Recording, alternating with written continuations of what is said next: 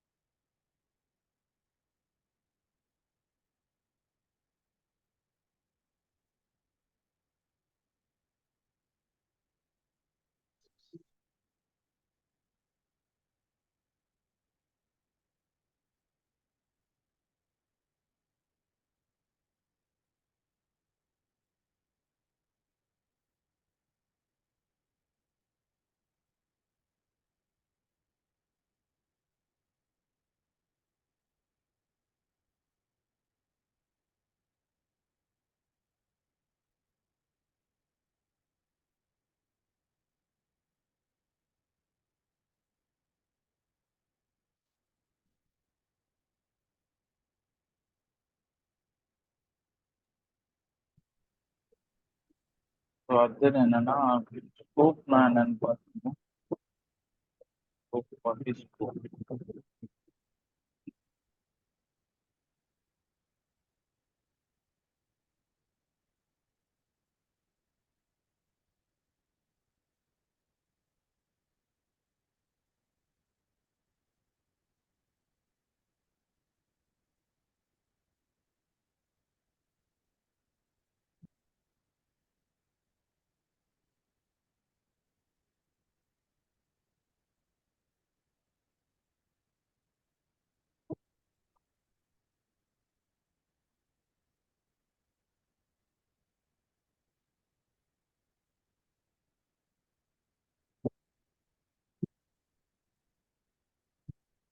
So ஸ்கோப்னு சொல்லுவாங்க.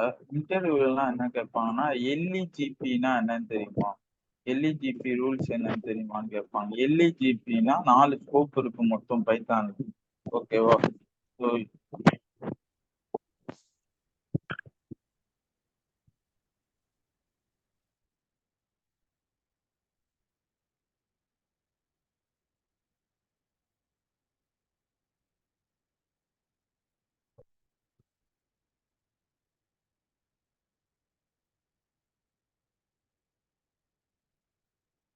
Local,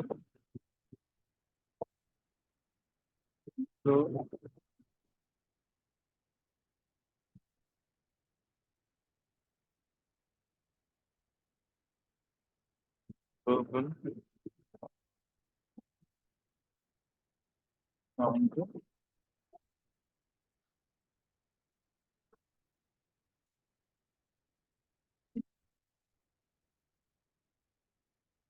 ஓகேவா?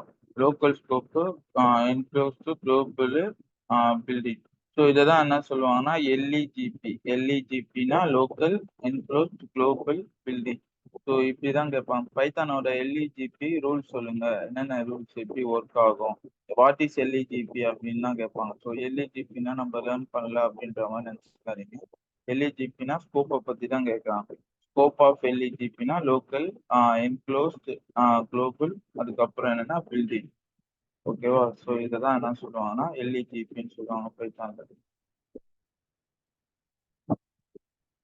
ஸோ லோக்கல் ஃபங்க்ஷன் வந்து லோக்கல் கோடு என்ன என்ன ஆகும்னா வித்தின் ஃபங்க்ஷன், அதாவது ஒரு ஃபங்க்ஷனுக்குள்ள மட்டும்தான் அந்த டேட்டாவை கால் பண்ண முடியும். ஃபங்க்ஷன் வெளியே அவுட் ஆஃப் பிளாக்ல என்னால் கால் பண்ண முடியாது. என்க்ளோஸ்டிங் ஸ்கோப்னா ஒரு ஸ்கோப்புக்கும் இன்னொரு ஸ்கோப்புக்கும் நடுவுல மிட் ரேஞ்சில், அதாவது மேல இருக்கிற ஸ்கோப்பை கீழே கால் பண்றதுக்காக யூஸ் பண்றது என்க்ளோஸ். குளோபல்ன்றது என்னன்னா மொத்தமா, ஸோ மொத்த இதுவும் என்னால் யூஸ் பண்ணிக்க முடியும் அப்படின்றது குளோபல். பில்டின் வந்து டைரக்டா நம்ம கீவேர்ட்ஸ் எல்லாம் இருக்குல்ல, டிஃபால்ட் கீவேர்ட்ஸ், கீவேர்ட் ஃபங்க்ஷன்ஸ், அதெல்லாம் யூஸ் பண்ணுவோம் தெரியுங்களா? அவைட் எல்ஸ்,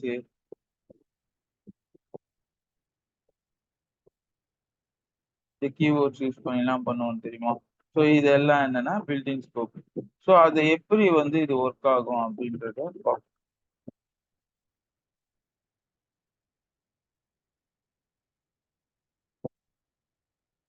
ஃபர்ஸ்ட் வந்து ஒரு ஃபங்க்ஷனுக்குள்ள வந்து கால் ஆகுறது பார்த்தா லோக்கல் ஸ்கோப்பு, அதுக்கப்புறம் என்க்ளோஸ் ஸ்கோப்பு, அதுக்கப்புறம் குளோபல் ஸ்கோப்பு, அதுக்கப்புறம் பில்டிங் ஸ்கோப்பு. பில்டிங் ஸ்கோப்பு எந்த பிளேஸ்ல வேணாலுமே என்னால் யூஸ் பண்ணிக்க முடியும்.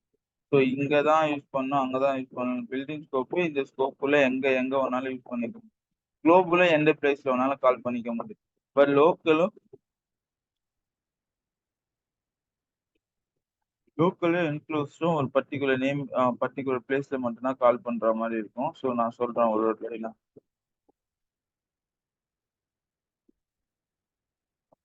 லோக்கல் ஸ்கோப் பார்ப்போம்.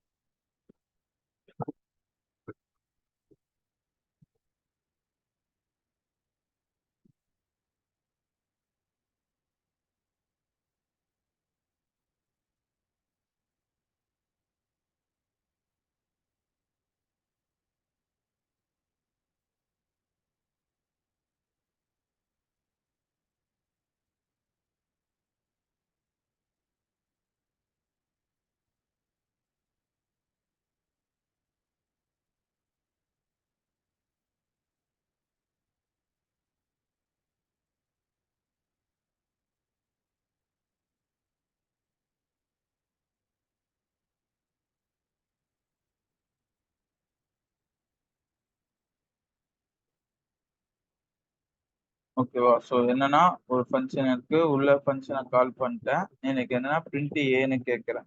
இப்போ நான் ரன் பண்ணனா name A is not define. ஏன் அதால ஏவை கண்டுபிடிக்க முடியலன்னா அது ஃபங்க்ஷனுக்குள்ள லோக்கல் ஸ்கோப்பா இருக்கு. ஓகேவா? அதால ஏவை கண்டுபிடிக்க முடியல. ஏன்னா ஏன்ற விஷயம் அந்த ப்ரோக்ராம்லயே இல்ல. ஏன்னா அது ஒரு ஃபங்க்ஷனுக்குள்ள லோக்கல் ஸ்கோப்பா இருக்கு. லோக்கல் ஸ்கோப் அந்த ஃபங்க்ஷன். இப்போ இதே விஷயத்த நான் என்ன பண்றேன்னா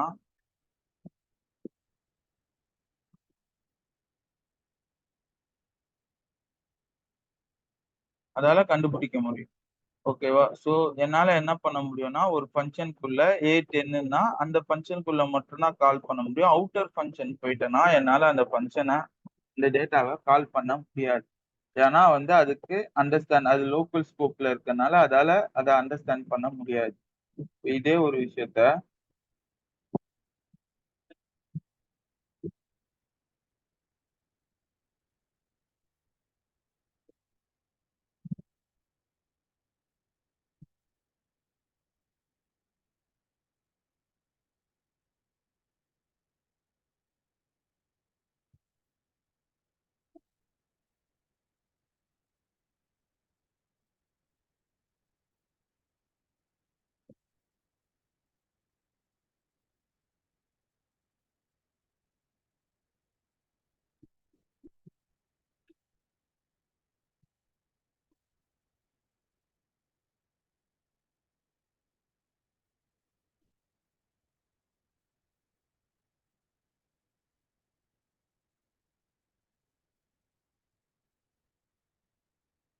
ஸோ 10 இருக்கா? ஸோ இது வந்து குளோபல் ஸ்கோப். குளோபல் ஸ்கோப்னா எப்படின்னா ஃபங்க்ஷனுக்கு வெளியே என்னால் வந்து ஏஜ் ஈக்குவல் டு 10 நான் யூஸ் பண்ணும்போது எனக்கு என்ன ஆகும்னா எனக்கு டேட்டா வந்து அது குளோபலா இருக்கறனால உள்ள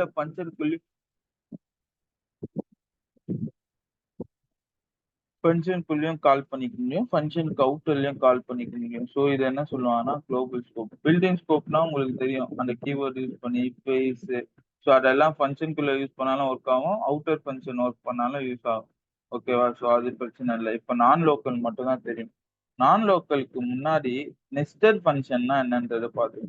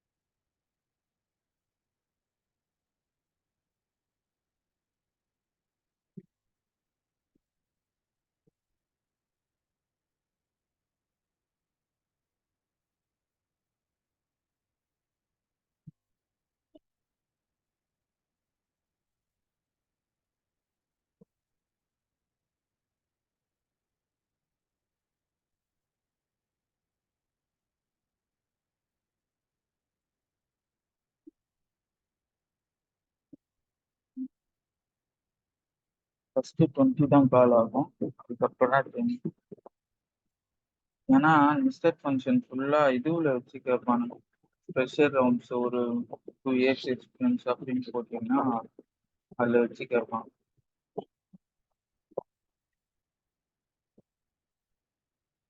இதுக்கு எப்படி டேட்டா மாறும், இதுக்கு எப்படி மாறும், இதுக்கு என்ன difference?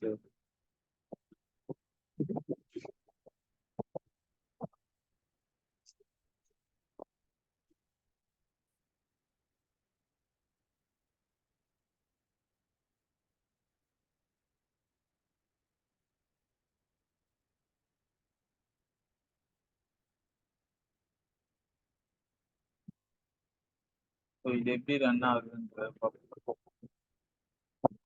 Function F7. First major function call ஆகுது.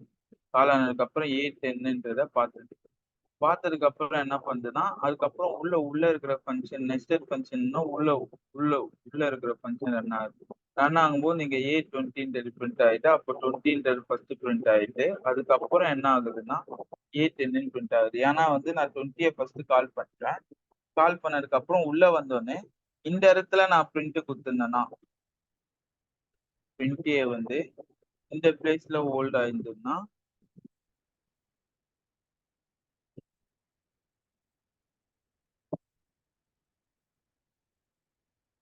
A10 சம்மா. ஏன்னா இங்க ஃபங்க்ஷன் ஃபர்ஸ்ட் கால் ஆகும், கால் ஆனோடனே A10ன்னு பாத்துரும், இங்க பிரிண்ட் பண்ணிடும், அதுக்கப்புறம் உள்ள ஃபங்க்ஷன் வரும், அதுக்குள்ள இருக்கிற டேட்டா வேரியபிள்ஸை பார்க்கும்.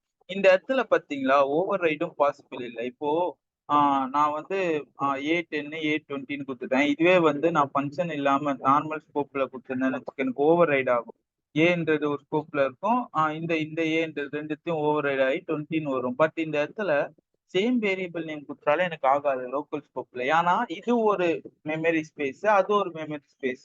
ஸோ இதுக்கும் அதுக்கும் ஒண்ணுக்கு ஒண்ணு டச் ஆகாது. டச் ஆகாத போது எனக்கு என்ன ஆகாதுன்னா, நீங்க சேம் வேரியபிள் நேம் கொடுத்தாலும் என்னால வந்து ஓவர் ரைடுன்ற கான்செப்ட் எனக்கு இருக்காது.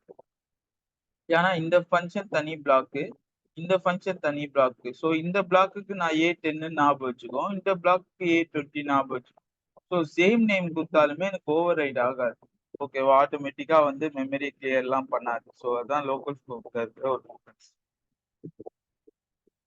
ஓகேவா? நெஸ்டட் ஃபங்க்ஷன் போது ஃபர்ஸ்ட் என்ன ஆகுதுன்னா இதே வந்து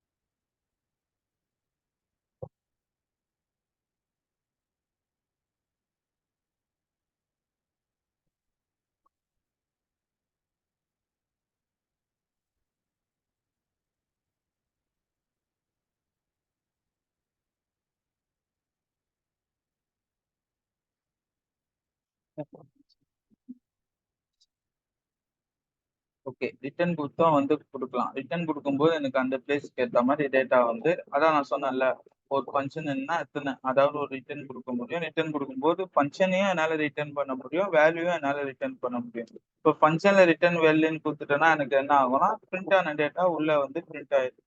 ஸோ நார்மலாக எப்படி ஃபங்க்ஷனை கால் பண்ணுறோமோ அது மாதிரி ஃபங்க்ஷனை ரிட்டர்னும் பண்ணலாம். ஓகேவா?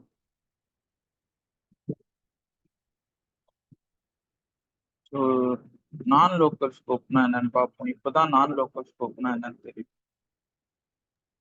சார் அந்த ரிட்டர்ன் மட்டும் இன்னொரு எக்ஸ்பிளைன் பண்ணுங்க சார். ரிட்டனா?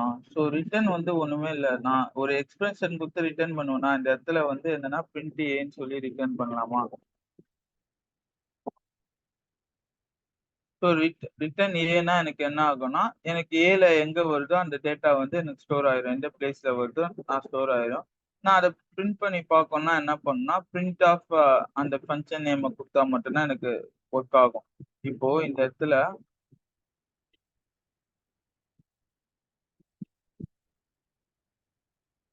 ரிட்டர்ன் ஏன்னு கொடுத்துட்டேன். இப்போ வந்து எனக்கு என்னன்னா ரன் பண்ணா எனக்கு அவுட்புட் 10 மட்டும்தான் வரும், 20 வராது.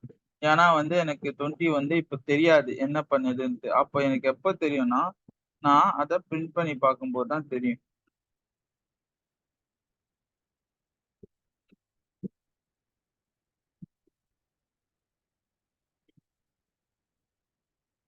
இந்த இடத்துல பிரிண்ட் பண்ணணும்.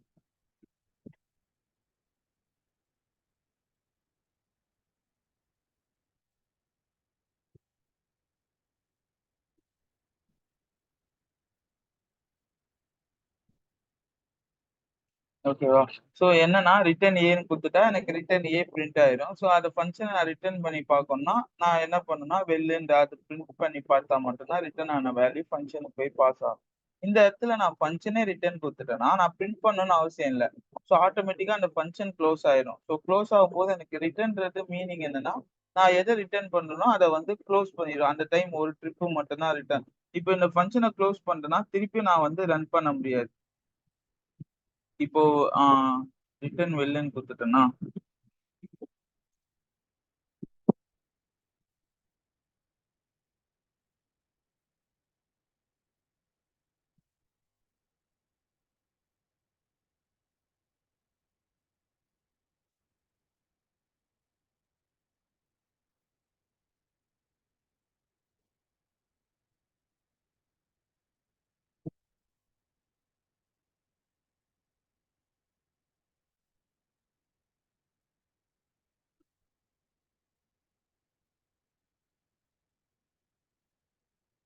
ஸோ ஒரு வாட்டி தான் எனக்கு ரன் ஆகுது பாருங்க. இதே வந்து நான் பிரிண்ட்ல கொடுத்துருந்தேன்னா எனக்கு எத்தனை வாட்டி வேணாலும் ரன் ஆயிருக்கும். கரெக்டா?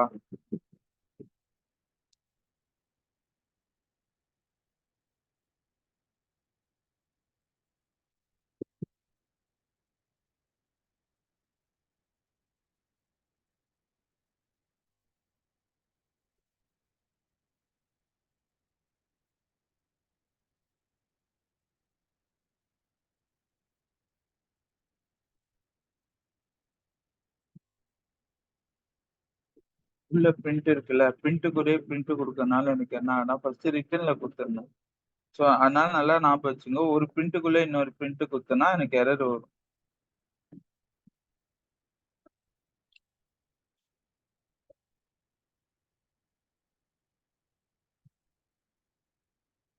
10, 20, 20. ஸோ என்னன்னா 10, 20 எனக்கு வந்து 22 டைம் ரன் ஆகுது. உள்ள இருக்கிற 22 டைம். இதுவே நான் ரிட்டர்ன்ல குடுத்தேன்னா, என்னால என்னன்னா அந்த ஃபங்ஷன் குளோஸ் ஆயிரும். திருப்பி அத என்னால கால் பண்ண முடியாது. ஸோ இதுதான் வந்து ஃபங்ஷன கால் பண்றதுக்கும், ரிட்டர்ன் பண்றதுக்கும் இருக்கிற டிஃபரன்ஸ். ஸோ ரிட்டர்ன் பண்ணேன்னா அந்த ஃபங்ஷன் ஒன்ஸ் குளோஸ் ஆயிரும். அந்த ஃபங்ஷன என்னால திருப்பி இப்ப ரிட்டர்ன் குடுத்துட்டு வெளிலன்னு குடுக்க முடியாது.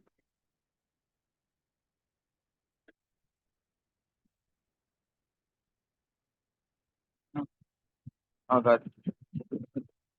புரியுதா? ஸோ நார்மலா ஃபங்ஷன கால் பண்றதுக்கும், ரிட்டர்ன் பண்றதுக்கும் இருக்கிற டிஃபரன்ஸ். ஸோ இப்ப நான் ரிட்டர்ன் வெளிலன்னு குடுத்துட்டேன். 20 ஆயிடுச்சு. திருப்பி நான் வெளில கால் பண்றேன். எனக்கு ஒர்க் ஆகாது. ஸோ ஒரே டைம்ல 2 ரிட்டர்ன் குடுக்க முடியாது. ரீசனும் சொல்ட்டேன். ஏன்னா வந்து ஒரு வாட்டி ரிட்டர்ன் குடுக்கும்போது ஃபங்ஷன் குளோஸ் ஆயிரும். திருப்பியும் வந்து ரிட்டர்ன் குடுத்தா எடுத்துக்காதுன்னு சொல்ட்டு. ஸோ அதனால நான் ரிட்டர்ன் ஒரு ஃபங்ஷன குடுத்துட்டேன்னா, அந்த ஃபங்ஷன் குளோஸ் ஆயிடுச்சுன்னு அர்த்தம். திருப்பி அந்த ஃபங்ஷன கால் பண்ண முடியாது. இதுவே நான் நார்மலா அந்த ஃபங்ஷன் நேம் வச்சு கால் பண்ணேன்னா, அத எத்தன வாட்டி வேணாலும் என்னால கால் பண்ணிக்க முடியும். ஸோ இதுதான் ஒரு ஃபங்ஷன ரிட்டர்ன் பண்றதுக்கும், ஒரு ஃபங்ஷன கால் பண்றதுக்கும் இருக்கிற டிஃபரன்ஸ். ஸோ என்னால ஒரு ஃபங்ஷன ரிட்டர்னும் பண்ண முடியும், காலும் பண்ண முடியும். ரிட்டர்ன் பண்ணேன்னா, எனக்கு அந்த ஃபங்ஷன் அதே டைம்ல குளோஸ் ஆயிரும். கால் பண்ணேன்னா, எத்தன வாட்டி வேணாலும் சிம்பிள் ரிட்டர்ன் பண்ணா டெலீட் ஆயிரும். அவ்வளோதான். ஸோ அந்த ஃபங்ஷன திருப்பி என்னால கால் பண்ண முடியாது. ஆனா வந்து அந்த ஃபங்ஷன் ரிட்டர்ன் பண்ணாம அந்த ஃபங்ஷன் நேம கால் பண்ணி கூப்பிட்டோம்னா, அது ஒரு காப்பி மாரி. எத்தன வாட்டி வேணாலும் அந்த காப்பிய நம்ம வந்து ஆ யூஸ் பண்ணிக்கலாம். இப்போ எப்படின்னா, ஒரு பென் டிரைவ்ல ஒரு மூவி ஏத்துறேன்னா, இப்ப அது டெலீட் ஆயிடுச்சுனா கூட என்ன பண்ணலாம்னா, என் பென் டிரைவ்ல என்கிட்ட காப்பி இருக்கு. நான் திருப்பியும் வந்து இன்சர்ட் பண்ணி காப்பி பண்ணிக்கலாம். இப்போ நான் பென் டிரைவ்ல காப்பி பண்ணாம, ஓகேவா? காப்பி பண்ணாம அந்த மூவிய டெலீட் பண்ணிட்டேன்னா, என்னால ஒண்ணுமே பண்ண முடியாது. எங்க போய் அந்த மூவிய ரீஸ்டோர் பண்ண முடியும்? பண்ண முடியாது. ஸோ அதுதான் டிஃபரன்ஸ் ரிட்டர்னுக்கும், வெளிலுக்கும் அது ஃபங்ஷன் கால் பண்றதுக்கு. ஓகே. நெக்ஸ்ட் என்னன்னா, நான் லோக்கல் வேரியபிள். இதுலயே நெறைய சொல்ல வச்சிருந்தேன். கோட் எங்க போச்சுன்னு தெரியல.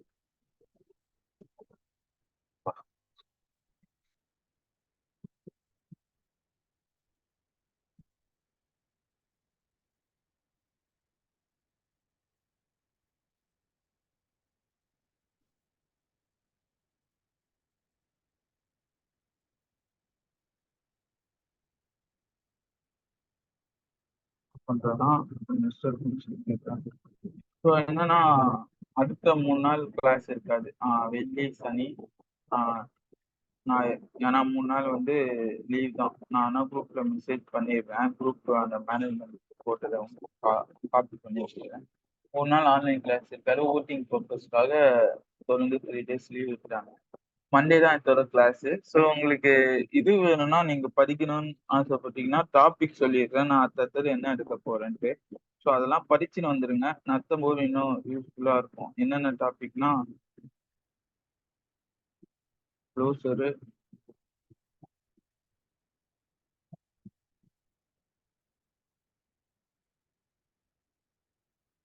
Discussion,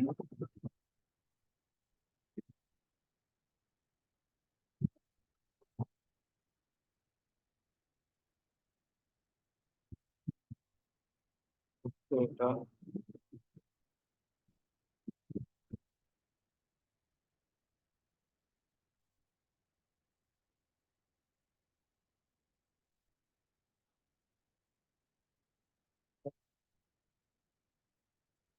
data,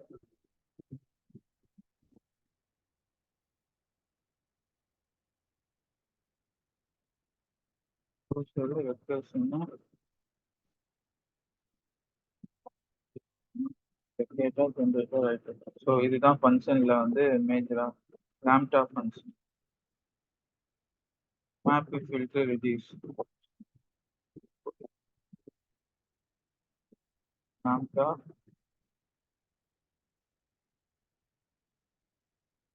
map, filter. ஓகேவா? லாம்ப்டா ஃபங்க்ஷன்னா என்னது? மேப்னா என்னது? ஃபில்டர்னா என்னது? ரெடியூஸ்னா என்னதுன்னு ஸோ இதுதான் ஃபங்க்ஷனோட ஓவரால் டாபிக். இது முடிஞ்சிச்சுன்னா ஃபங்க்ஷன் முடிஞ்சிச்சு. அதுக்கப்புறம் ஊக் கான்செப்ட். ஸோ இந்த 7 டாபிக் இதை நீங்க படிச்சுன்னு வந்துட்டீங்கன்னா இருக்கும்போது இன்னும் கொஞ்சம் ஈஸியா இருக்கும். இந்த 3 days லீவ் இருந்ததுன்னா இந்த டாபிக் வேணா கவர் பண்ணி பாருங்க.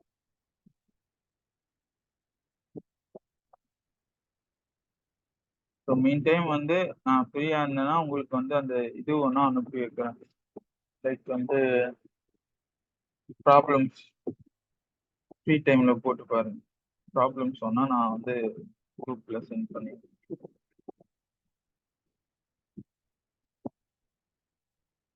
நிமிஷத்துல முடியாது. ப்ராப்ளம் கொடுத்துறேன். ஆனா 4 நிமிஷத்துல கோட் டைப் பண்ணிலாம் இது பண்ண முடியாது. ப்ராப்ளம் பார்த்து கொடுத்துறேன். ஸோ இதுல வந்து என்னன்னா நான் லோக்கல்னா என்ன பண்ணும், லோக்கல்குள்ள என்ன ஸ்பேஸ் இருக்குன்றது மண்டே முடிச்சுட்டு லேம்டா ஸ்டார்ட் பண்ணிடும். ஸோ அதனால வந்து மண்டே வந்து அந்த குளோபல் லோக்கல் நான் நான் லோக்கல் மட்டும் இன்னும் சொல்லலை. நான் லோக்கல் சொல்லிட்டு நெஸ்டட் ஃபங்க்ஷனுக்குள்ள எப்படி எல்லாமே ஒர்க் ஆகுதுன்னு சொல்லிட்டு ஒரு ஓவரால் கோடு மட்டும் போட்டு காட்டிடுவேன்.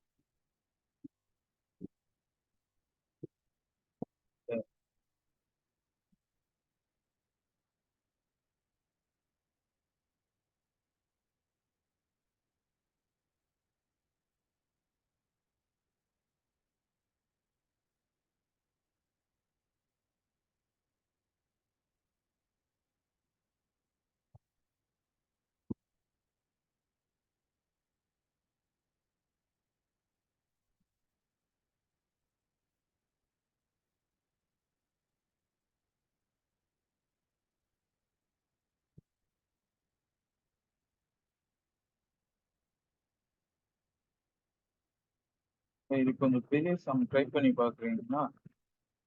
ஸோ பேராதீசஸ் வந்து கரெக்டா க்ளோஸ் ஆயிருக்கான்றத கண்டுபிடிக்கிற ஃபங்க்ஷன்ஸ் இது.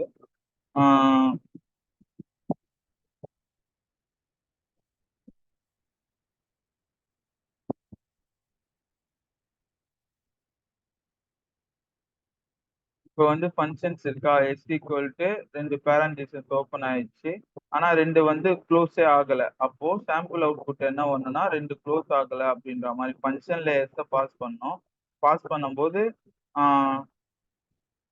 சாம்பிள் அவுட்புட் பண்ணாங்க. இது வந்து ஹேக்கர் ரேங்க்ல கேட்ட கோடு.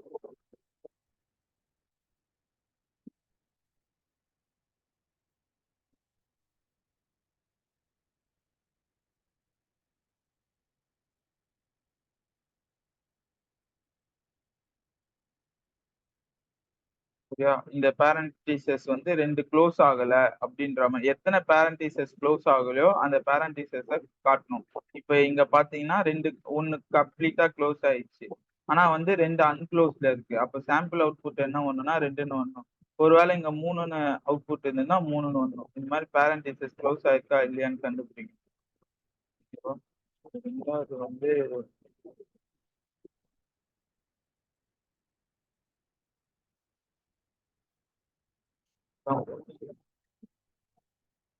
ஃபேன்சி அப்படின்னா தான்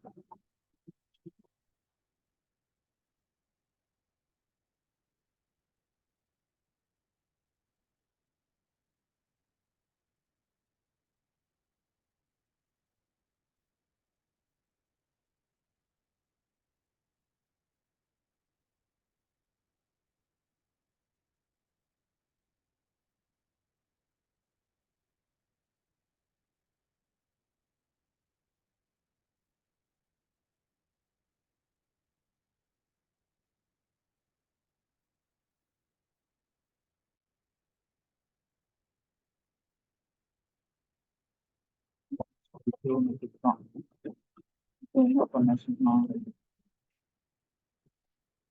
இது ஃபுல்லா லிஸ்டா இருக்கா?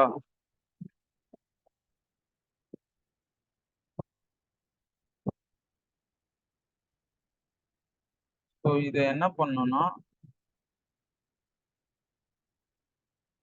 இது ஃபுல்லா உள்ள இருக்கிறதெல்லாம் டப்புலா இருக்கு. எனக்கு உள்ள இருக்கிற இந்த டேட்டாவையும் லிஸ்டா மாத்தணும். ஓகேவா? லிஸ்டா மாத்திட்டு எனக்கு இந்த 14 15 15 15 வருது தெரியுங்களா? இதெல்லாம் வந்து கீயாவும் உள்ள இருக்கிறது வேல்யூவாகவும் மாத்தணும்.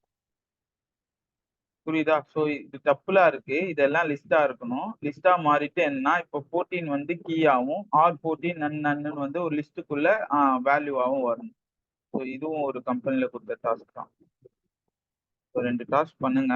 நான் அப்புறம் டைம் இருக்கும்போது மீதி தரேன். நான் எல்லாத்தையும் காப்பி பண்ணி